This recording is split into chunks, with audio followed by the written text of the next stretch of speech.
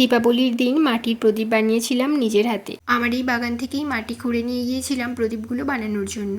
ছোটবেলাতেও দীপাবলির দিন ঠিক এইভাবে মাটির প্রদীপ বানাতাম, তবে তখন আগুনে পোড়ানো বা রং করা কিছুই পারতাম না। তবে এইবারে দীপাবলিতে আমি নিজের হাতে প্রদীপ বানিয়ে আগুনে পুড়িয়ে রং করেছি। প্রদীপগুলো বানানোর জন্য প্রথমেই মাটিতে অল্প কিছুটা জল দিয়ে বেশ একটু টাইট মতো করে কাদাটা মেখে নিতে হবে। তারপর একটা একটা করে প্রদীপ আমি বানিয়ে নিয়েছিলাম।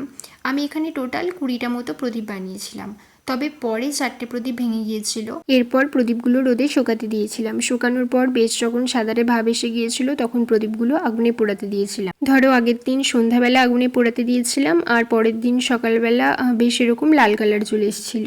এরপর প্রদীপগুলো নিজের পছন্দ মতো রং ও ডিজাইন করে দীপাবলির সন্ধ্যাবেলায় একটা একটা করে প্রদীপ জ্বালিয়ে নিয়েছিলাম। প্রদীপগুলো তোমাদের কেমন লাগলো জানিও। দেখা হবে আবার পরের একটি ভিডিওতে।